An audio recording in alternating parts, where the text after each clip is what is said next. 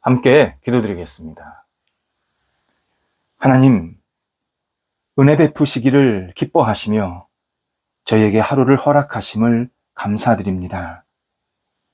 주신 환경에서 주님의 영광을 위해 오늘도 힘껏 살게 하옵소서.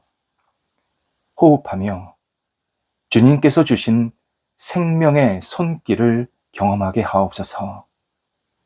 움직이며 주님의 능력을 공급받고 전달하는 경험을 하게 하옵소서. 생각하며 주님의 뜻을 발견하고 뜻대로 움직일 수 있는 경험이 있게 하옵소서. 영혼으로 주님의 사랑을 느끼고 사랑을 나누는 복 있는 경험이 있게 하옵소서. 저희의 앞길을 오늘도 선하게 인도하여 주옵소서. 앞이 보이지 않더라도 믿음으로 주님과 동행하도록 인도하옵소서. 길이 열렸을 때 감사한 발걸음으로 힘차게 나가게 하옵소서. 확실치 않을 때 성령께서 주시는 분별할 수 있는 지혜가 있게 하옵소서. 영상에 있는 사랑하는 환우들을 붙잡아 주옵소서.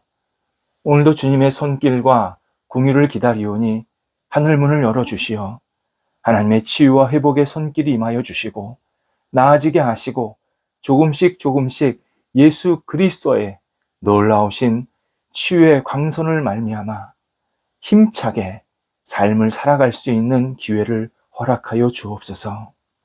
어떤 형편에 있든지 주저앉지 않게 하시고 병상에 있는 우리 사랑하는 환우들이 하나님 안에서 진정한 평강과 은혜를 누릴 수 있는 복 있는 날 되게 하옵소서. 가정에서 가료받으실 때에, 병원에서 진찰과 재활을 받으실 때에 모든 시간들을 성령께서 주관하여 주셔서 오늘도 복의 손길이 임하게 하옵소서. 옆에서 기도하시는 가족들 붙잡아 주옵소서. 힘주시고 건강 지켜주시고 여러 가지 역할들을 감당하기에 어려움이 없도록 안정된 삶의 자리를 허락하여 주옵소서. 자녀들을 붙잡아 주옵소서. 자녀들이 늘 예수님 안에서 아름답게 세워지게 하옵소서.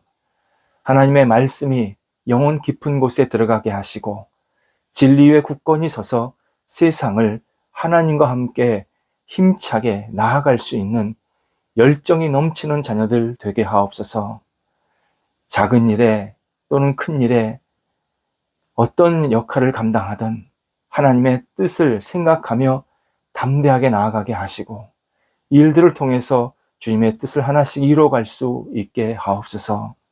어린 자녀들 믿음 안에서 무럭무럭 잘 자라게 하시고 예수님 닮아가면서 평생 주님 떠나지 않게 하옵소서. 학업에 있는 자녀들 지치지 않게 하시고 하나님이 주시는 능력으로 집중하게 하여 주옵소서. 어려운 시간이 있을지라도 낭망하지 않게 하시고 또 잘하는 것이 있을 때 교만하지 않게 하시고 오직 하나님의 은혜이모 그리고 하나님의 도우심으로 내가 공부하고 있음을 고백하며 한 발자국 주님과 동행할 수 있도록 인도하옵소서. 다음 단계를 지혜롭게 잘 준비하게 하옵소서.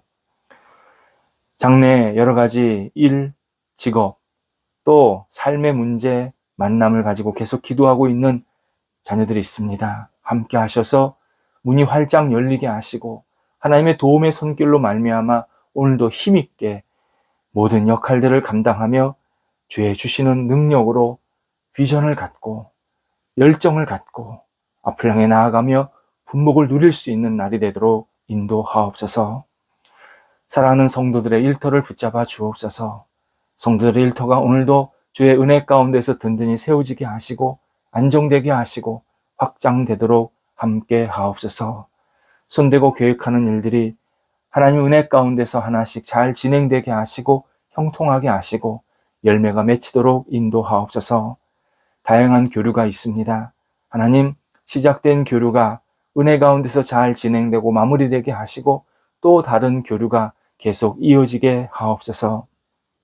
도전하고 배우는 성도들이 있사오니 지혜 주시고 열정 주시고 또 생명력을 허락하여 주셔서 맡겨진 역할들에서 잘 배우게 하시고 깨우치게 하시고 또 도전하게 하여 주셔서 하나님의 뜻을 이룰 수 있는 모든 과정들, 결과들이 생기도록 인도하옵소서. 계속해서 하나님을 바라보는 우리 성도들 가운데 열매를 기다리는 성도들이 있습니다. 하나님 도우셔서 하나님께 주시는 크신 열매로 말미암아 삶의 자리가 안정되게 하시고 하나님 때문에 오늘도 기쁘고 감사한 마음으로 생활할 수 있게 하옵소서. 우리 일터 속에 좋은 동역자들, 직원들, 함께 손을 잡고 앞을 향해 나아갈 수 있는 도움을 주고받는 사람들이 계속 있게 하여 주셔서 하나님 일터가 하나님의 분복이 넘쳐날 수 있도록 역사하여 주옵소서. 출타하는 성도들 붙잡아 주셔서 오고 갈 때 성령께서 동행하여 주시고 기쁨으로 잘 다녀오실 수 있게 하옵소서. 북한 땅을 위해서 기도드립니다. 하나님, 잘못된 생각을 멈추게 하시고 하나님을 경외하며 의지하며 하나님을 바라보는 믿음의 북한 땅이 되도록 역사하여 주옵소서. 하나님을 다시 생각하는 백성들, 모든 것을 주 앞에 내려놓고 세상 속으로 나올 수 있는 지도자들 되게 하여 주셔서 더 이상 어둠 속에 갇히지 않게 하시고 밝은 빛에 따라 세상에 나아가서 함께 마음껏 주님의 뜻과 영광을 위해서 사용받는 북한 땅이 되도록 인도하여 주옵소서. 잘못된 가치관이 멈춰지게 하시고 평화롭게 하나님의 은혜 가운데에서 우리 대한민국과 함께 손을 잡고 이 땅, 세계 속에서 마음껏 빛을 발할 수 있는 북한 땅이 되도록 인도하옵소서. 교회를 붙잡아 주옵소서. 저희 교회가 은혜 가운데서 든든히 세워지게 하시고 더욱더 안정되고 하시고 확장되게 해주셔서 하나님을 영화롭게 하는데 부족함이 없게 하시고 주의 뜻 가운데에서 하나님 나라가 세워지는 복 있는 교회가 되게 하옵소서.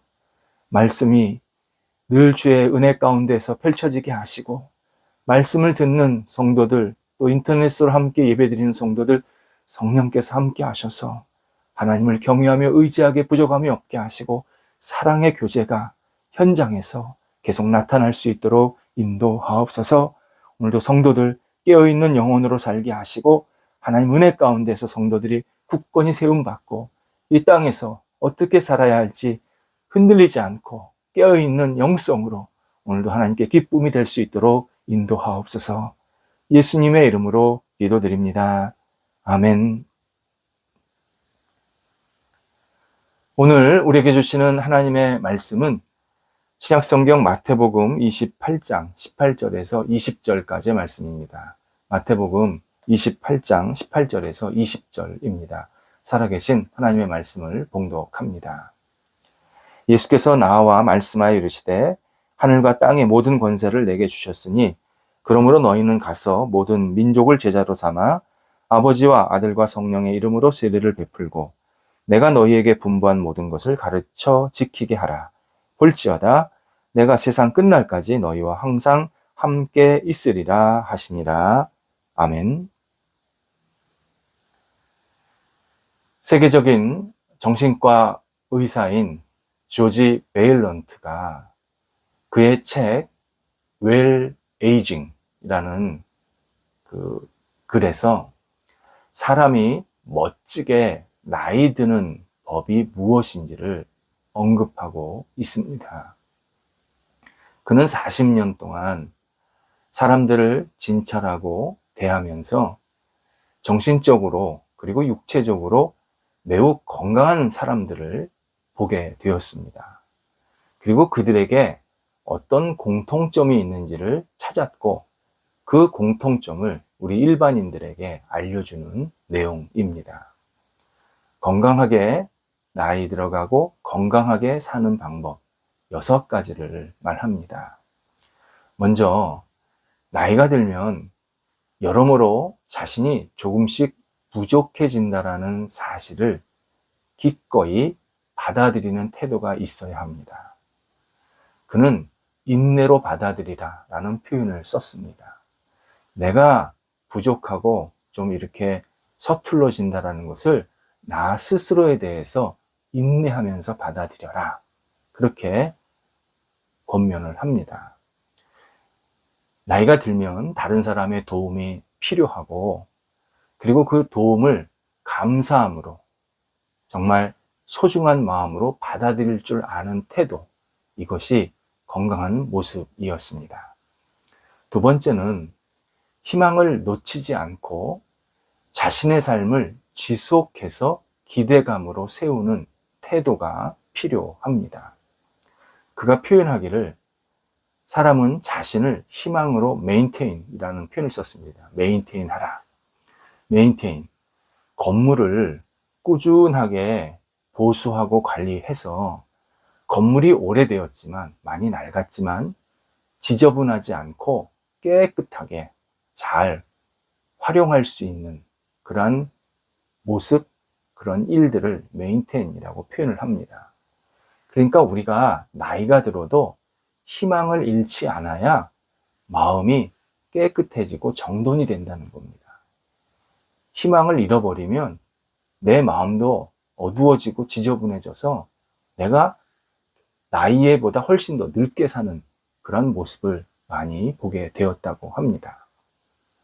세 번째가 자신의 정원을 가꿀 줄 아는 태도라고 합니다.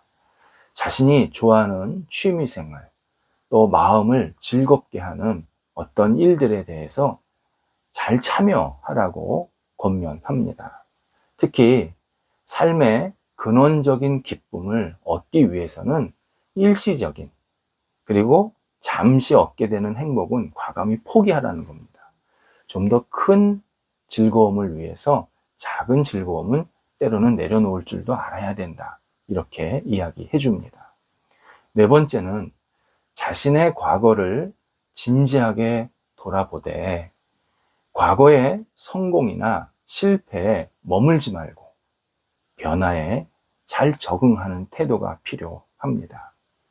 과거에 푹 빠져가지고 헤어나오지 못하는 태도, 건강치 못하다라는 뜻입니다. 다섯 번째가 사랑의 씨앗을 거듭해서 뿌려야 된다라고 이야기합니다. 친한 동료 또는 신앙적 동료와 꾸준하게 연락하고 만나고 대화하고 친밀한 관계를 가져야 된다. 나이가 들었다고 사람들 만나는 걸 끊지 말고 나이가 들었어도 꾸준하게 자기와 함께 만날 수 있는 주변 몇 사람들을 계속 찾아서 대화하고 교제하고 밥도 먹고 하는 시간을 갖는 태도가 건강하게 사는 태도라고 말합니다. 마지막 여섯 번째가 다른 사람에게 관심과 보살핌을 주는 태도가 필요하다고 합니다. 첫 번째 태도가 내가 남에게 도움을 받을 줄 아는 태도가, 인내하는 태도가 필요하다라고 말씀을 나눴는데요. 여섯 번째가 내가 다른 사람을 도와주고 보살필 줄 아는 태도도 필요하다라고 알려줍니다. 생각이 개방적이어서 주변 사람들에게 보탬이 되고자 하는 태도, 주변 사람들을 잘 세우려고 하는 태도가 그 사람을 건강하게 만든다라고 말해줍니다.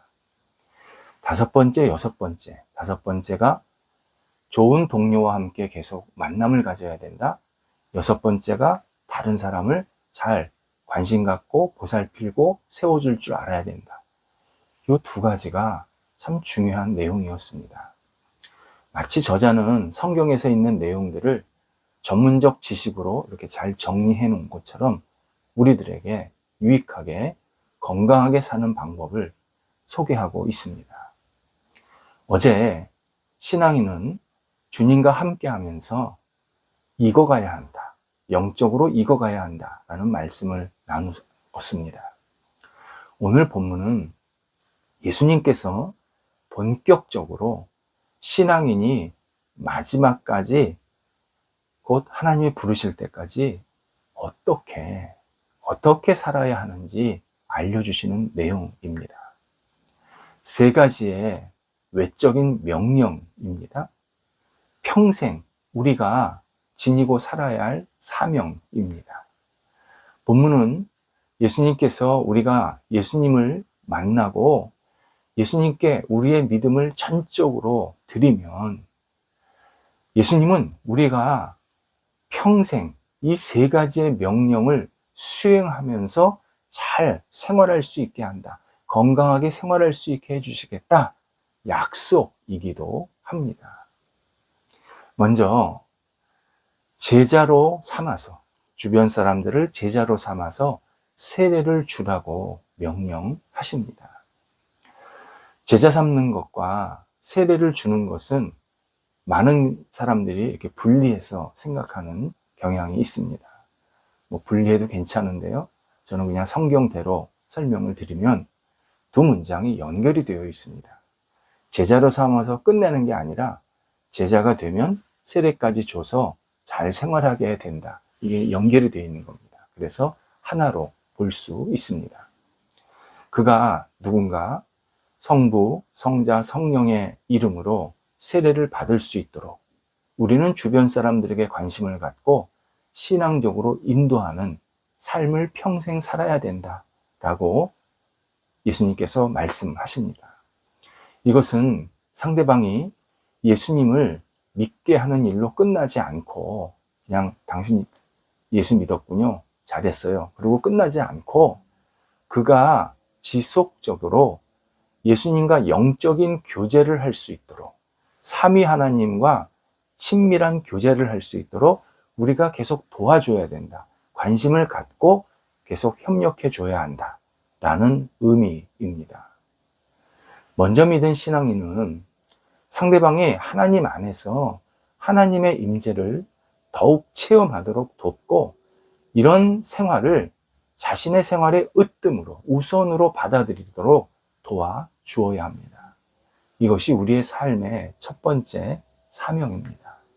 나 혼자 잘 신앙생활하는 것으로 끝이 아니라 누군가도 신앙생활 잘할 수 있도록 도와주고 계속 격려하고 이끌어주는 것.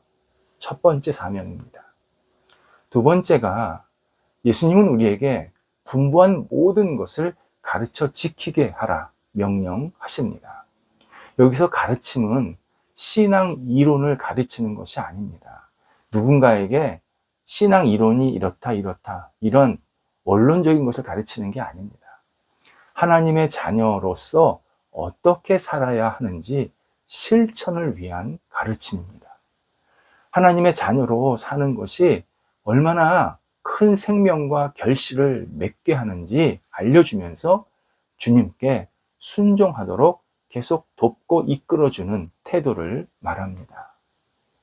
그러려면 우리가 먼저 주님의 가르침에 순종해야 합니다.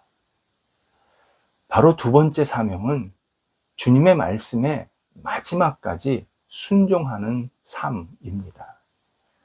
나도 또 주변의 다른 사람도 주님의 말씀만이 우리를 복되게 하는 영원한 생명을 주는 진리임을 깨닫고 함께 순종하는 길로 계속 나아가야 한다. 이것이 두 번째 우리 삶의 마지막까지의 사명이라고 알려주십니다. 세 번째가 예수님은 내가 항상 끝날까지 너희와 함께 하시겠다 약속하십니다. 이 약속이 명령 안에 들어가는 이유는 사람들에게 진실, 곧 주님께서 우리와 세상 끝날까지 함께 하십니다. 라는 이 진실을 알리라는 의미이기 때문입니다. 사람들은 인생이 외롭다고 생각합니다. 나이가 들면 나는 홀로 있어. 나는 홀로 살다가 그냥 홀로 떠나가야 돼. 그렇게 생각하는 분들이 많습니다.